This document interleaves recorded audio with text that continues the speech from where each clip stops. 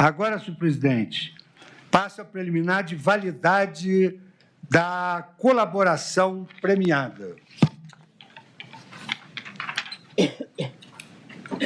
Senhor presidente, eu teci inúmeras críticas à delação premiada. E, por essa razão, eu me sinto no dever de manifestar algumas compreensões e concluir, talvez diferentemente daquela impressão que eu tive início elite. Eu cito a Lei 12.850, de 2013.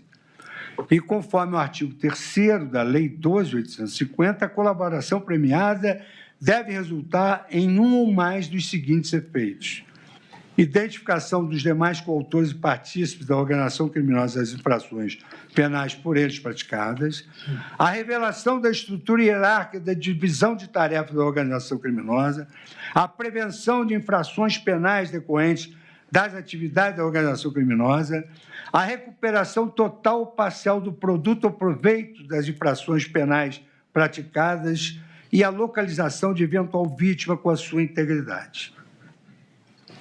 Cito aqui os benefícios que são concedidos ao delator que fez a colaboração na polícia e não no Ministério Público.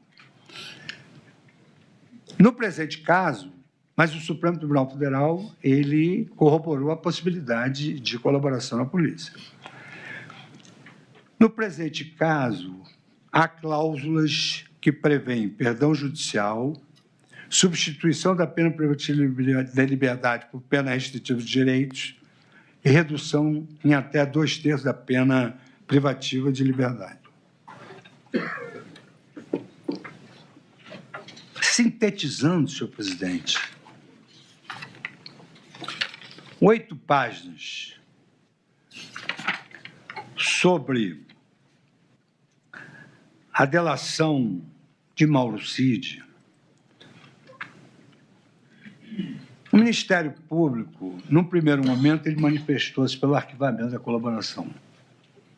Isso significa uma frase que foi dita recentemente no plenário: Instituto Novo, nós vamos progredindo no seu entendimento. Mudar de entendimento é manifestação de humildade judicial. Mudar de entendimento é evoluir. Mudar de entendimento é porque o direito não é um museu de princípios. E ele está em constante mutação. Afinal, justo filosoficamente, o direito é um instrumento da vida e da esperança.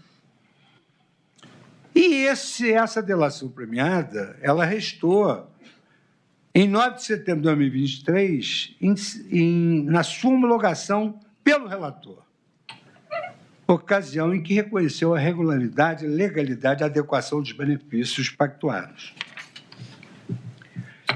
É bem verdade que eu fiz essa crítica, que idas e vindas de um colaborador podem representar atos de retaliação, criatividade de autoproteção, mas, depois de me debruçar, como espero estar demonstrando, sobre todo o processo, eu verifiquei que hoje no direito, o núcleo essencial do direito tem de ser a eficiência do sistema de justiça.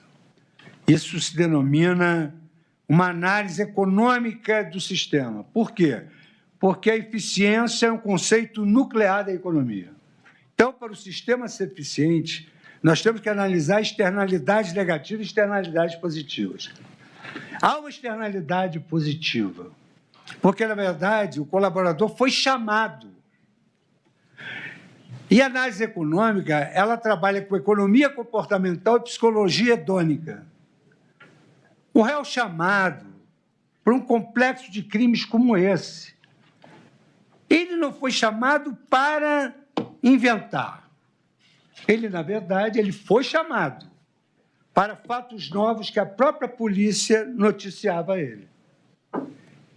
Então, eu cheguei à conclusão de que realmente é anômalo. Se nós analisarmos todos os processos, pode pegar toda a jurisprudência do Supremo Tribunal Federal, vai dizer que uma colaboração premiada com tibieza, ela tem de ser rescindida. Mas, nesse caso, o réu colaborou com as delações, sempre acompanhado de advogado. E as advertências pontuais feitas pelo relator ao colaborador, no sentido de que o descumprimento do pacto poderia ensejar sua detenção, isso faz parte do rol de perguntas que se pode fazer ao colaborador. E, na verdade, esse colaborador ele acabou se autoincriminando, porque o colaborador confessa. E ele acabou se autoincriminando. Se não me falha a memória, Vossa Excelência ontem julgou procedente. E, nesse sentido, me parece desproporcional a anulação, a incidibilidade dessa delação. Então, eu estou acolhendo a conclusão de Sua Excelência o relator, estou acolhendo o parecer do Ministério Público e eu voto no sentido de se aplicar ao colaborador Mauro César Cid os benefícios propostos pela Procuradoria-Geral da República. Estou acompanhando a Procuradoria nesse sentido. Que, vale dizer, sugeriu Sua Excelência, restituição de bens e valores pertencentes ao colaborador. Estou correto, procurador? Estou correto? Extensão de todos os benefícios da colaboração aqui assegurados para seu pai, esposa e filho maior do colaborador. E 3, ação da Polícia Federal, como evidente, visando garantir sua segurança e de seus familiares. Também compactuo com a manifestação ontem de Sua Excelência, o ministro Flávio Dino, quanto à nossa possibilidade de, no momento da dosimetria, analisarmos essa questão. Finalmente, senhor presidente, eu trago a preliminar de extensão da decisão de suspensão da ação penal em relação ao réu Alexandre Ramagem. Essa preliminar de extensão da decisão, ela foi articulada antes do trânsito em julgado da decisão. Ela foi articulada em recurso de embargo de declaração, no qual o réu Alexandre Ramagem, por intermédio de sua defesa, pugna pela extensão dos efeitos da Resolução 18 de 2025 da Câmara dos Deputados em relação ao crime de organização criminosa. De acordo com um ato oriundo do Parlamento, determinou-se a suspensão desta ação penal e também do respectivo prazo prescricional em relação aos crimes praticados após a diplomação. Em virtude do seu teor, esta turma decidiu, no plenário virtual, que se encerrou em 13 de maio de 2025, pela suspensão dessa ação penal. E também do respectivo prazo prescricional em relação aos crimes de dano qualificado, violência e grave ameaça contra o patrimônio da União e considerável prejuízo para a vítima, até o término do mandato. Na decisão impugnada, há uma conclusão de que o crime de organização criminosa ocorreu antes da diplomação do réu. Contudo, considerando que o crime de organização criminosa é, por essência, um delito de natureza permanente, há suficiente razão para que este tema seja revisitado, incluindo-se esse delito de permanência durante o mandato do deputado. E aqui, quanto à classificação desse crime como de caráter permanente, eu cito o habeas corpus 191.068 aqui do Supremo Tribunal Federal, julgamento em 8 de 4 de 2021. No caso específico, a organização criminosa imputada, o ato de constituir, financiar ou integrar também não se esgota em um único momento. A consumação do delito se prolonga enquanto a estrutura criminosa se mantiver ativa. Cito doutrina a respeito. Diferentemente de um crime instantâneo, como furto, que se consuma no exato momento da subtração da coisa, o crime de organização criminosa continua a ser praticado a cada dia que a estrutura persiste, com todos os seus membros agindo em conjunto para a prática de crimes.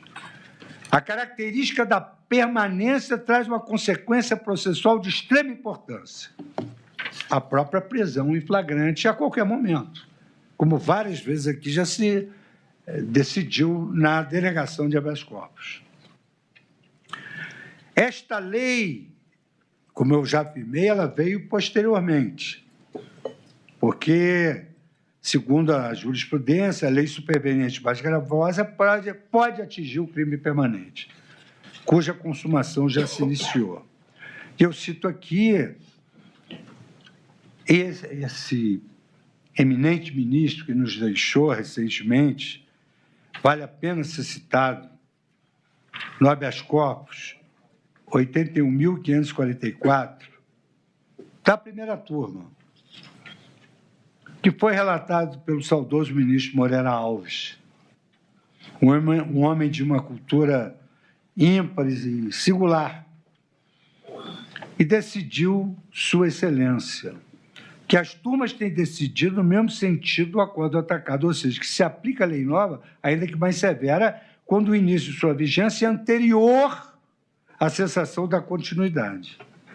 Por essas razões é que não se pode acolher a compreensão de que o crime de organização criminosa é desmembrável em ilícitos distintos, ele é um crime permanente, de maneira que um deles seja considerado no momento anterior à diplomação e o outro após. Estamos no caso da organização criminosa diante de um único crime que se prolongou no tempo. A circunstância de que o crime permanente se prorroga no tempo na forma de um único delito que se consuma diuturnamente desde o primeiro dia em que praticado, conduz à conclusão de que o crime de organização criminosa é um só, seja o momento anterior ou posterior à diplomação do réu, aqui citado, Alexandre Ramagem Rodrigues. Por essa razão, senhor presidente, egrégia turma, eu voto pela extensão dos efeitos da decisão desta turma, exatamente em razão da recenticidade dessa resolução da Câmara, desse fato novíssimo de suspender parte e continuar com o remanescente, uma resolução número 18 de 2025, evoluir, à luz dessa resolução da Câmara dos Deputados, para suspender a ação penal em relação a esse réu e a respectiva prescrição, evidentemente, em relação aos crimes de dano qualificado pela violência e grave ameaça contra o patrimônio e com considerável prejuízo para a vítima, que já era, deterioração de patrimônio tombado, e também suspender in toto a estação penal e a respectiva prescrição em relação ao crime de organização criminosa e os demais.